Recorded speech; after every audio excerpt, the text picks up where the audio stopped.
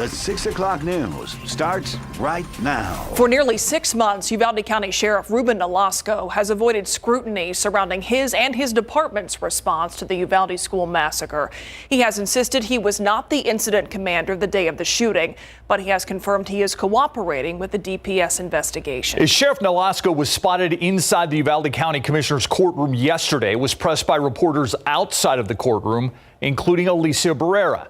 We want to show you more of that nearly 10-minute encounter that ended with the sheriff leaving county property. Question after question, we heard the same response. No response, no response, no response, no response, no response at this time. No, there's no response. I don't care what you think. I'm not going to respond anymore. Back in July, Nolasco had also initially refused to testify to the Texas House Committee. I don't have to respond to the House. I've done my part with the House. I've cooperated with DPS. He later gave his account surrounding the shooting behind closed doors via Zoom. I've cooperated with DPS. I've given them my statement, and I've been told I can't comment anymore. So who are you being advised by to not speak? That's it, guys. I've told you all as much as I can. For almost 6 months, Nolasco has stayed out of the public eye and kept silent, much like yesterday. Sir, do you realize you had several deputies there on scene in the hallway who took no action for almost 77 minutes, and you're saying you have no response to that? So is this just a stare down contest now? No, I've already told you. Y'all don't care about the families. Y'all are here for your ratings. That's all y'all are here for, okay? So. And what are you here for today? Nolasco's remarks about TV ratings prompting this tweet from the nonprofit Lives Robbed.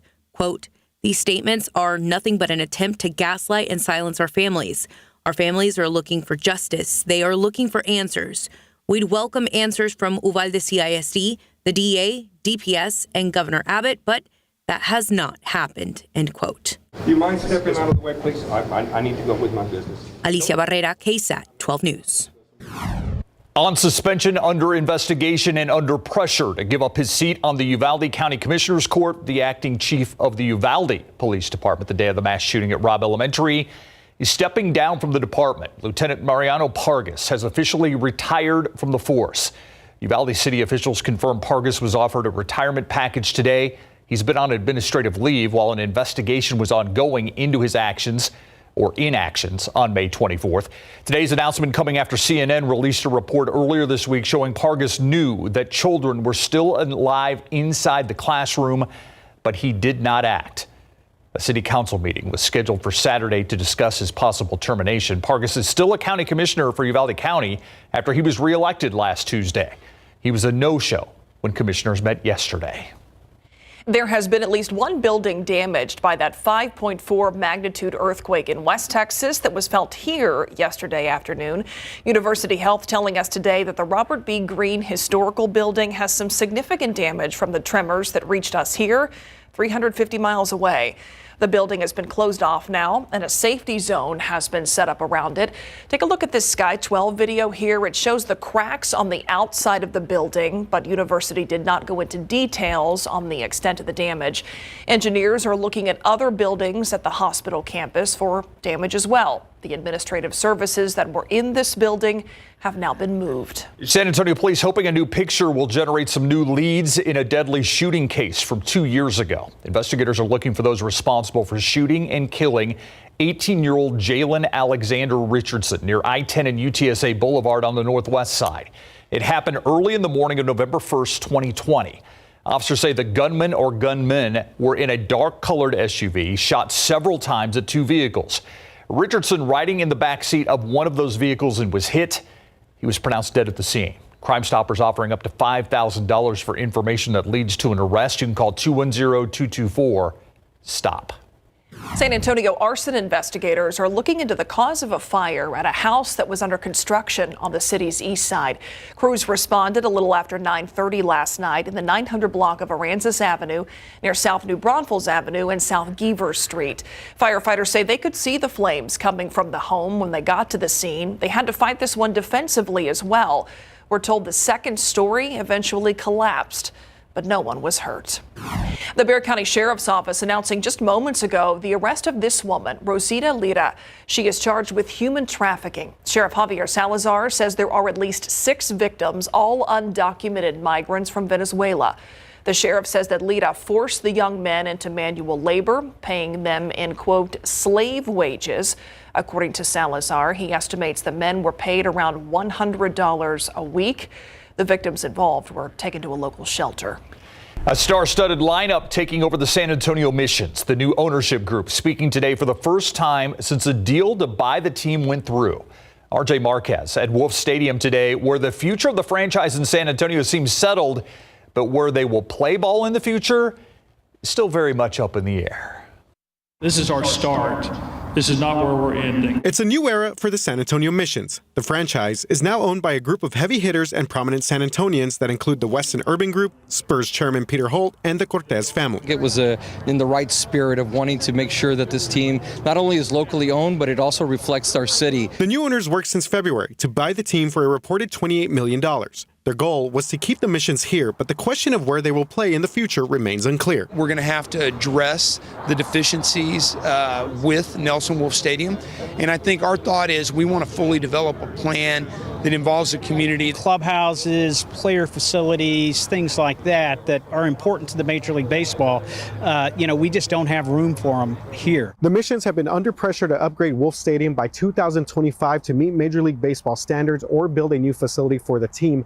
Now, this new investment group says they will meet those standards, but are hoping that this new local partnership can helpfully lead to a potential new stadium. We're going to have to solve that issue as a community here in the relatively near term. Mayor Nurnberg not committing to a new downtown stadium location or public funding for it. Any kind of investment from the public would have to have a serious look at public benefit and return on investment. We will address the stadium issue and work towards a plan to keep professional baseball in San Antonio for generations to come. RJ Marquez, KSAT 12 News.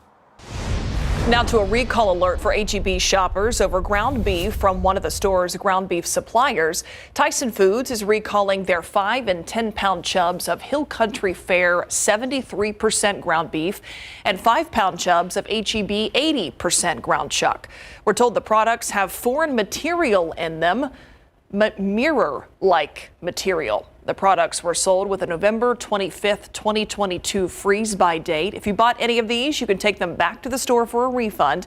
Customers with any questions can also call 1-800-432-3113. Time saver traffic. Let's look at 281 and 410, and it's still backed up. We showed you this scene at 5 o'clock. Not a lot's changed. It is stop and go here, especially on the ramp from 281 to 410 West and on 410 West itself. No major accidents here. It's just very busy.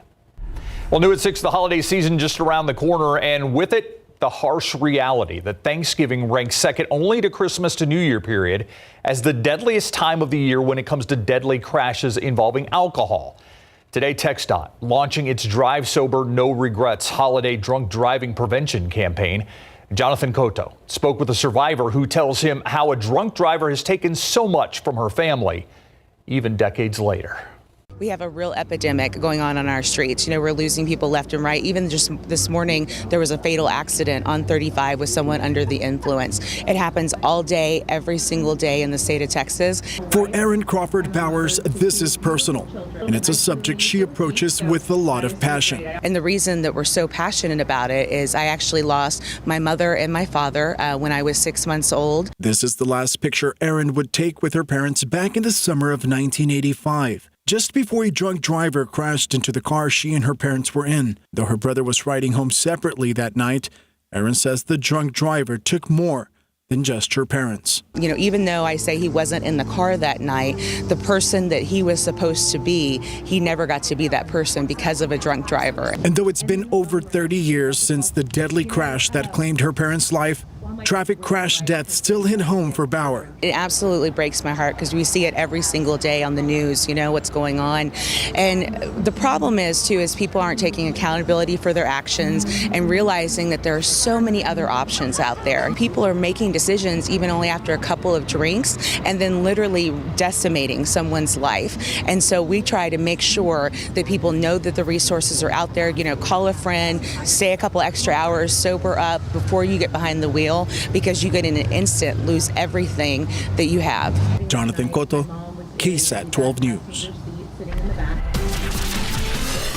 Let's take a look outside with live cam. Sun has gone down, but the gray, that hung around most of the day, Mia. It really did. We had mid and high level clouds that have just been streaming across portions of south central Texas, still in place this evening. That also is one of the reasons why it has been yet another below average day in terms of our temperatures. 58 was the official high temperature here in San Antonio, 13 degrees below the average for this time of year of 71. It also was a cooler than average start to the day, but we did find some sprinkles out there earlier this morning. All of that activity has moved out of the area. Nothing out there on radar to really talk about this evening. I think by this time tomorrow, that might be a little bit of a different story. We've got increasing rain chances that take us into the weekend, especially by Saturday. Tomorrow still chilly, highs in the low 50s, but a reinforcing push of cooler air arrives for the weekend.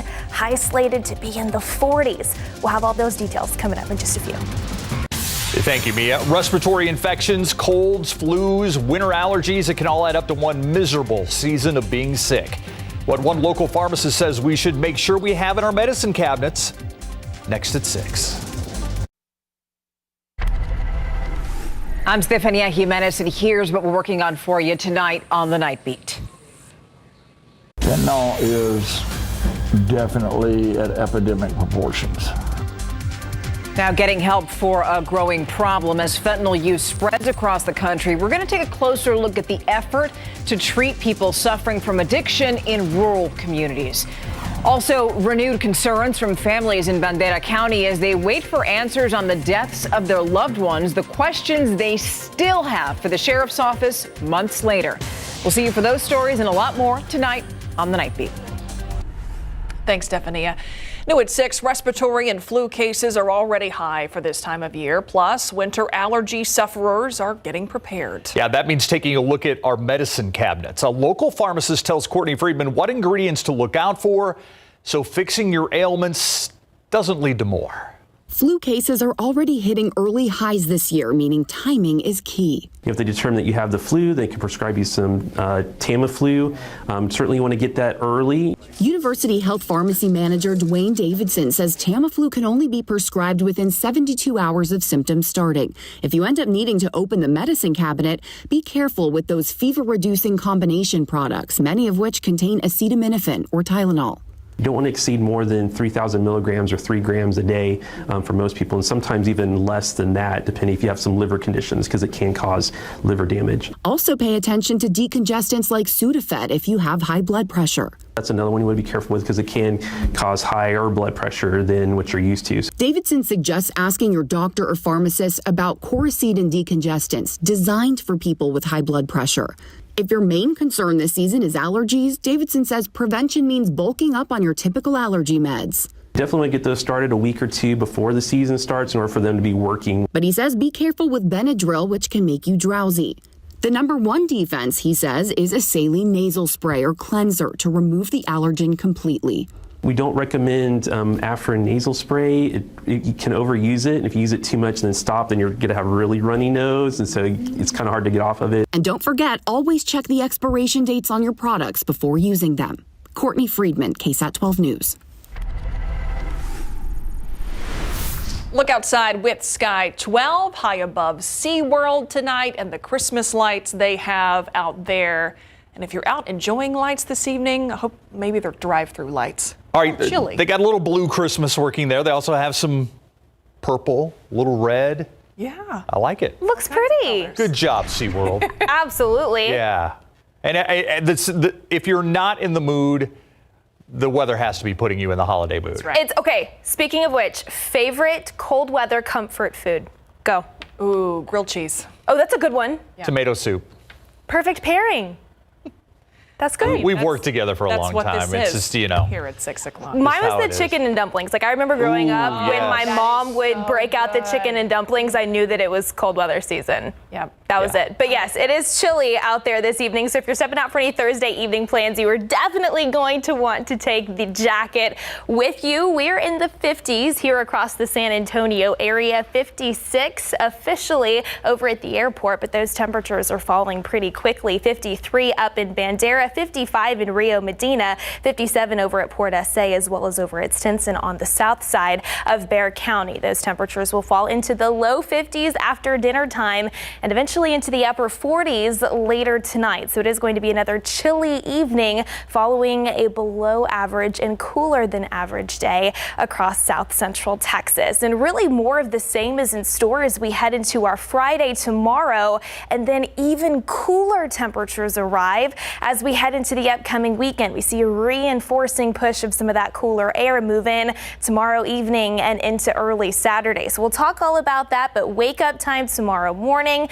Stepping out for the morning drive, you are going to want to bundle up yet again. Take the coat with you. Around the 40s here in the San Antonio area. I think some 30s will be possible, especially up across portions of the hill country and the I-10 corridor northwest of San Antonio. Now the cloud cover also thickens up just a bit more through the overnight hours. That is with us not just tomorrow, not just into the upcoming weekend, but into the beginning of next week as well. So those gloomy skies take back over. Temperatures, not a huge spread from start to finish tomorrow. Will be around 49, I think, by 10 a.m., but then into tomorrow afternoon, low 50s expected here in town. We also do have an increasing chance for some scattered light showers by tomorrow evening, which we'll talk about in just a second. But again, into the upcoming weekend, we see that cooler air move back in. We'll start off in the low 40s here in San Antonio, and then check out your afternoon highs in the mid to maybe upper 40s. So with that cloud cover in place, and especially on Saturday, more widespread light rain pushing across the area. Temperatures not expected to budge a whole lot, especially for the first half of the weekend's plan. So let's talk about that setup here. Notice as we zoom this out, not really a whole lot going on across the state of Texas. Earlier this morning, we had some sprinkles here near San Antonio, even some reports of light sleet in northern Wilson County near Lavernia. That did not cause any issues, and it was very short-lived. There is some snow across portions of the upper Midwest, stretching over to the Great Lakes region, associated with a cold front. We'll see that front move into our area tomorrow evening, and as we see some additional energy move across south central Texas, that is why we are expecting increasing rain chances here over the next 48 hours especially. So let's quickly time out what the radar could look like. Wake up time tomorrow, a few sprinkles possible, some showers across the far southern reaches of the area. Just a few isolated showers possible throughout the first half of the day, but notice by Friday evening plans, probably a good idea to take the umbrella out with you as well as the jacket, because it is going to be pretty chilly out there. And then into Saturday, more widespread light showers expected across the region, especially in the morning and heading into the early afternoon. Overall, expect Saturday to be gloomy, expect it to be cold, and expect it to be a little damp out there as well, as we see that light rain push across the area. In terms of totals, for some of us, 1/10 of an inch, for some maybe a quarter, and especially farther south and east, maybe upwards of about 1/2 inch. Not completely ruled out. We'll just have to monitor where some more of those showers can move through. And you can see that cloud cover with us next week, but maybe a slight warming trend just ahead of Thanksgiving. Yeah, the turkey's the bright spot. Yes. Thanks, Mia. All right, Jakob Poeltl's all grown up. I mean, remember when we didn't need him to score, just rebound and block shots? And now, in my opinion, he's the Spurs' most consistent player. He's averaging a double-double this year, about 13 points and 10 rebounds per game, and he's coming off a career high points the other night against Portland. And coming up, the Spurs will tell us what Yak means to the team, and the Cowboys' defense, well, they're going to explain the root of their run defensive woes coming up.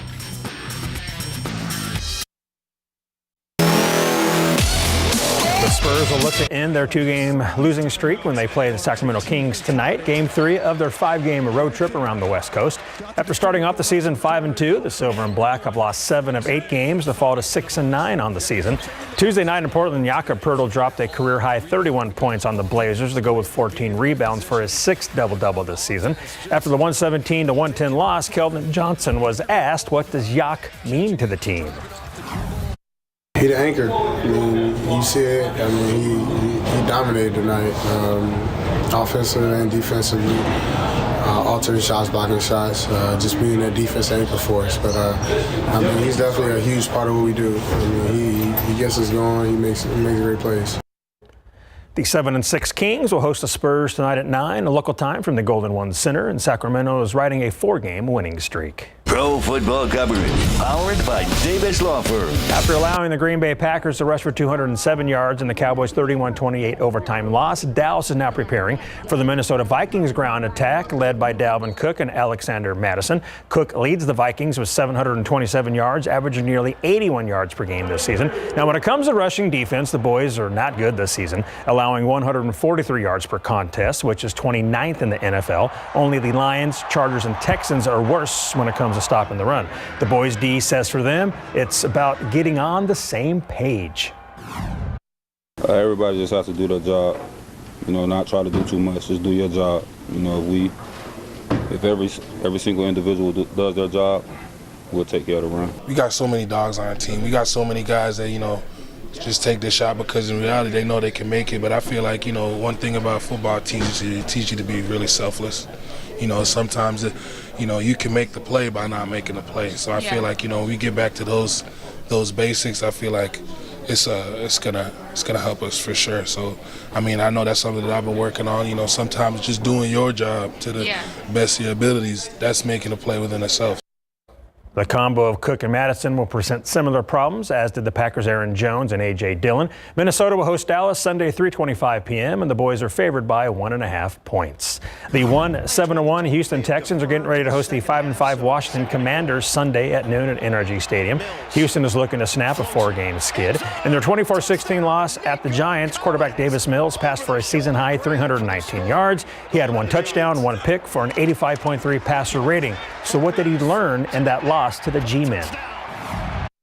The biggest thing, I think, just the turnover margin of the game is kind of what caused the result of the loss. When you look at our 2 turnovers in that game, the fumble and my interception, we were both down in the red zone, scoring opportunities. So when you take those away, we finished with points both of those drives, and I mean, it's a completely different game. And I mean, it just goes to show how every week any team can win. We're capable of winning each week, so we just got to go out there and play a clean game for 4 quarters, and I mean, we can beat anybody. Taylor Heineke will start at QB for the Commanders because Carson Wentz, who broke his right ring finger in Week 6, isn't ready to return. Wow, the major upset, the Washington beating Philadelphia. That is a huge upset indeed. Yeah, maybe Houston can right get Washington. There you go. Yeah. We're back after this.